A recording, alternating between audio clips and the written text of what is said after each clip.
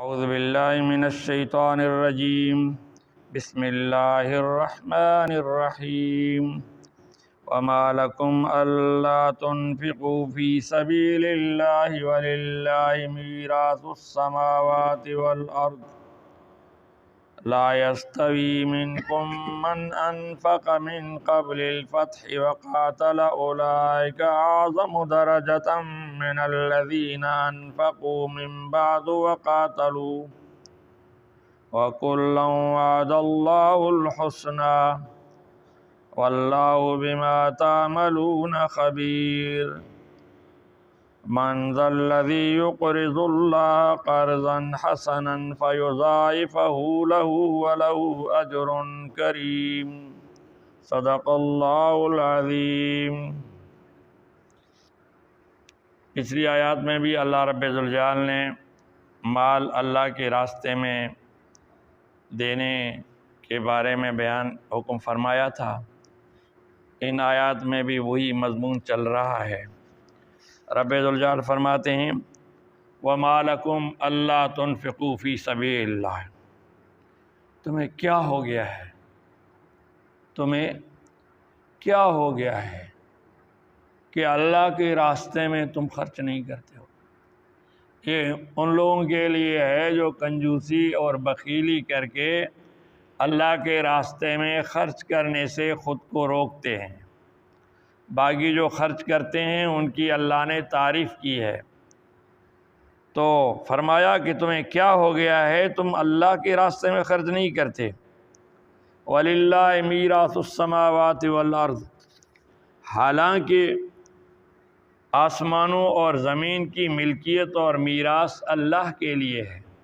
میراث اس کو کہتے ہیں جو وارث کسی کے لیے مال چھوڑ جائے۔ تو یہ دنیا میں اللہ نے ہمارے حوالے جو امانت کے طور پر مال دیا ہمارے پاس ہے، اصل میں وہ اللہ کا ہے۔ مرنے کے بعد تو ویسے ہی ہم سے ہر چیز چھوٹ جائے گی۔ تو اللہ فرماتا ہے کہ میں نے جو تمہیں دیا اس کا حقیقی وارث میں ہوں۔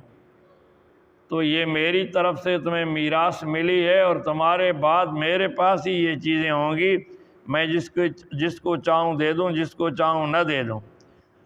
آسمانوں کی میراث اور زمین کی ملکیت سب اللہ کے لیے ہے۔ تمہارا اپنا کچھ نہیں ہے، پھر بھی تم اللہ کے راستے میں خرچ نہیں کرتے۔ یہ چند دن کے لیے اللہ تمہیں دیتا ہے، بجائے اس کے کہ تم نیک کاموں میں لگا دو، تم الٹے سیدھے چکروں میں اس کو خرچ کرتے ہو۔ لا يستوی منکم من انفق من قبل الفتح وقاتل اولئک اعظم درجۃ من الذین انفقوا من بعد وقاتلوا۔ اللہ یہاں ایک فرق بیان کرتے ہیں دو خرچ کرنے والوں اور دو جہاد کرنے والوں کے درمیان۔ تو فرماتے ہیں کہ تم میں سے برابر نہیں ہیں وہ لوگ کہ جنہوں نے فتح سے پہلے اللہ کے راستے میں خرچ کیا اور جہاد کیا۔ ان لوگوں سے زیادہ اجر و ثواب میں بڑھے ہوئے ہیں یہ لوگ کہ جنہوں نے فتح کے بعد خرچ کیا اور فتح کے بعد جہاد کیا۔ یہ فتح کون سا؟ فتح مکہ۔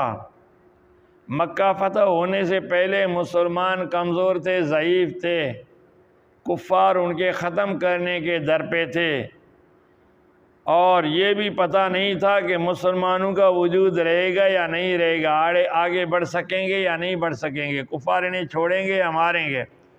اس وقت جنہوں نے اللہ کے راستے میں خرچ کیا، نبی کے ساتھ مل کر جہاد کیا،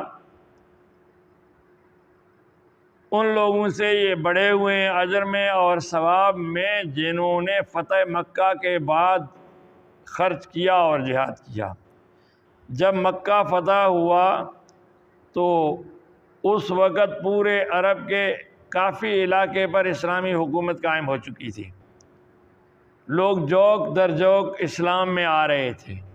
اب جو ہے تو مسلمانوں کے پاس دو مضبوط بیس پاور آ گئے تھے، مکے کا پاور اور مدینے کا پاور۔ ان کے ارد گرد کا علاقہ، ادھر خیبر کا علاقہ، یہ تمام علاقے نبی اکرم صلی اللہ علیہ وسلم کے زیر نگین آ گئے۔ اب حکومت کی صورت بن گئی۔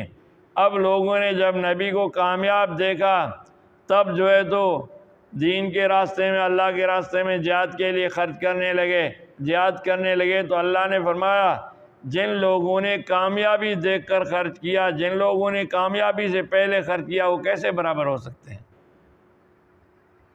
انہوں نے اپنی جان جوکھوں میں ڈال کر بڑی قربانیاں دے کر اللہ کے راستے میں خرچ کیا اور جہاد کیا، اور فتح مکہ کے بعد تو بہت آسانی ہو گئی، نہ اتنی پریشانیاں تھیں، نہ اتنے تکلیف تھے مسلمانوں پر، تو اسی لیے اللہ نے فرمایا یہ دونوں برابر نہیں ہیں۔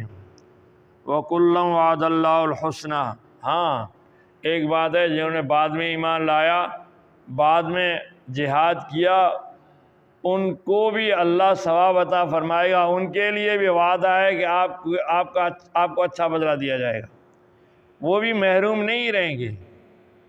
انہوں نے اگرچہ فتح مکہ کے بعد اسلام کی کامیابی دیکھتے ہوئے خرچ کیا اور جہاد کیا، اللہ ان کے ساتھ بھی وعدہ کرتا ہے کہ ان کو بھی بھلا صلہ دیں گے اللہ تعالیٰ، ان کا ثواب بھی ضائع نہیں ہو جائے گا۔ یعنی نبی کے تمام صحابی شروع سے آخر تک جو اخلاص سے مسلمان ہو گئے، انہوں نے جہاد کیا، نبی کا ساتھ دیا، تمام کو اللہ نے رضی اللہ تعالیٰ عنہ کا سرٹیفکیٹ دے دیا کہ اللہ ان سے راضی ہے۔ جب اللہ ان سے راضی ہے، ظاہر ہے ان کا کوئی گناہ بھی ہو گیا ہوگا، خطائیں بھی ہو گئی ہوں گی، اگر انہیں توبہ کی تو اللہ نے ان کو صاف کر دیا، اگر توبہ نہیں کی تو اللہ نے ہلکی پھلکی سزا برزخ میں دی، یا ہلکی پھلکی سزا موت کے وقت سکرات میں دی، اور آخرت میں جو اللہ تعالیٰ نے ان کو پاک صاف کر کے بھیجا ہے۔ تو اللہ فرماتا ہے ان دونوں میں سے ہر ایک کے لیے اللہ کا وعدہ ہے کہ ان کے ساتھ بھلائی کیا جائے گا، ان کی نیکی کو قبول کیا جائے گا۔ واللہ بما تعملون خبیر۔ اب یہاں اللہ پھر فرماتے ہیں کہ تم جو کچھ کر رہے ہو اللہ کو خبر ہے، اللہ جانتا ہے، ہمارے ہر کام کو اللہ جانتا ہے، ہمارے ہر کام کو اللہ دیکھتا ہے۔ من ذا الذی یقرض اللہ قرضا حسنا فیضاعفہ لہ ولہ اجر کریم۔ اللہ فرماتے ہیں کون ہے جو رب ذوالجلال کو قرض حسنہ دے دے۔ ایک ہوتا ہے عام قرض جس کے ڈوبنے کا بھی خطرہ ہوتا ہے، نہ ملنے کا خطرہ بھی ہوتا ہے، نقصان کا بھی خطرہ ہوتا ہے، لیکن قرض حسنہ وہ ہے جو خطرہ نہ ہو بلکہ دوبارہ اس کو لوٹایا جائے، بلکہ زیادہ کر کے دیا جائے۔ ایک آدمی خود شرط لگا کے دے میں 10,000 دے رہا ہوں، 11,000 لوں گا، یہ سود ہے، یہ گناہ ہے۔ آپ نے کسی کو 10,000 دیے، کہا مجھے بعد میں 10,000 دے دینا، اب اس نے 10,000 بھی دے دیے، 1-2,000 اپنی طرف سے دے دیے، بھئی یہ میری طرف سے آپ لے جائیں، یہ سود نہیں ہے، کیونکہ آپ نے شرط نہیں رکھی تھی، بغیر شرط کے آپ نے دیا تھا، تو یہ زیادہ ملے تو وہ قرض حسنہ ہے، وقت پر ملے۔ اسی طرح اللہ فرماتے ہیں جو اللہ کے راستے میں خرچ کرتے ہیں گویا اللہ کو قرض حسنہ دے رہے ہیں۔ قرض حسنہ وہ ہے جو بڑا چڑھا کر مل جائے اور اس کا بدلہ اور ڈوبے نہیں، تو یہ اللہ کے راستے میں دینا قرض حسنہ، یہ ضائع نہیں ہو جائے گا۔ فَيُضَاعِفَهُ لَهُ، پھر اللہ ان کو دگنا کرے گا، ان کے ثواب کو دگنا کرے گا۔ وَلَهُ أَجْرٌ کریم، ان کے لیے عزت ہے اور اجر ہے، ان کے لیے ثواب ہے اور عزت ہے۔ تو اللہ کے راستے میں خرچ کرنے والے خود کو معمولی نہ سمجھیں، اللہ نے جن کو جتنی توفیق دی وہ خرچ کرتے بھی ہیں، اور اگر کنجوسی کریں گے یہ رکھا رہے گا یا کسی بیماری میں چلا جائے گا یا کسی اور مسئلے میں ختم ہو جائے گا۔ تو اسی لیے اللہ تعالیٰ سے دعا ہے کہ رب ذوالجلال ہمیں سمجھ عطا فرمائے اور ہمیں اللہ کے اور نیکی کے راستے میں خرچ کرنے کی توفیق عطا فرمائے اخلاص کے ساتھ، پھر اللہ اس کو قبول فرمائے اور ثواب عطا فرمائے۔ الحمدللہ مسجد میں بھی تازہ خرچہ ہوا ہے، بہت سے مسلمانوں نے بڑھ چڑھ کر حصہ لیا، اللہ سے دعا ہے کہ اللہ ان کے حصے کو قبول فرمائے اور انہیں اجر عظیم عطا فرمائے۔ جو باقی مسجد پر بقایا ہیں اللہ آسانی کے ساتھ ان کا انتظام فرمائے۔ آخر دعوانا الحمدللہ۔